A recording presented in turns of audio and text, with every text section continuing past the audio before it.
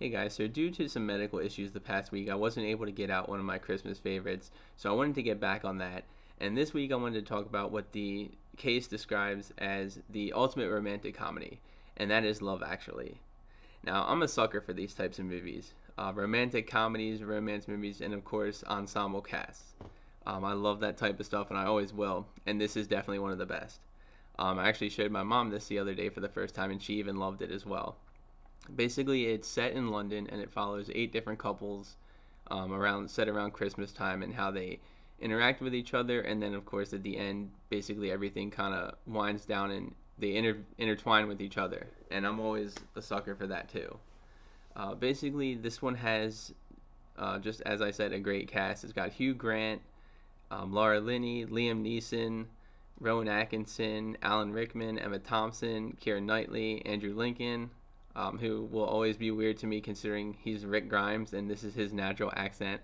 The first time I saw that, I was kind of freaking out, and so did my mom. Um, but that's just some of it. I do love the London setting because I'm not really familiar with that area at all. I've actually never been, and I do think British accents are kind of awesome. So I mean, that's part of it there.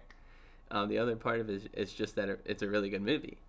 My favorite parts of it are Emma Thompson and Alan Rickman's relationship, and he basically is a guy who's cheating on his wife with his secretary. There's the whole scene with Rowan Atkinson in the jewelry store, and then him getting the Joni Mitchell CD for her for Christmas, and her being really upset.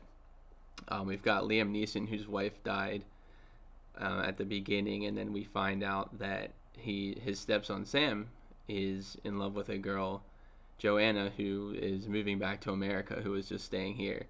That's definitely one of the greatest parts of the movie is his little relationship, and his desire to tell her how he feels. And that's basically what the last 10 minutes of the movie are, and it's great. Hugh Grant is hilarious as the Prime Minister. There's the iconic dancing scene with him dancing to the Pointer Sisters. We've also got Colin Firth with his Portuguese, I guess, assistant or housekeeper, who he ends up falling in love with. We've got the best one is Andrew Lincoln, Keira Knightley, and sorry, can't pronounce the name. Chedwa, that guy, who plays the 12 Years a Slave guy. Sorry, I don't know your name, man.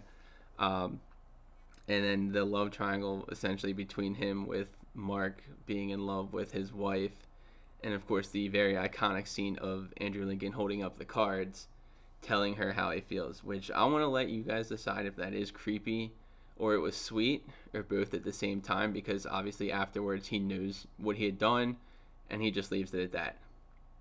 Um, and I think it's definitely a good scene. It's probably one of the most iconic romantic scenes of all time. But at the same time, a lot of people think that it's really creepy considering he's trying to wreck his relationship. Um, but yeah, and then we've got Martin Freeman and some other chick playing porno stand-ins who end up kind of falling in love with each other. That was really good. And it's a great movie set at Christmas time. I always love the Christmas setting. There's a couple movies that are around there that I wouldn't consider a Christmas movie, but this one I do, simply because it definitely has more aspects of it, and it's simply more focused on the holidays itself.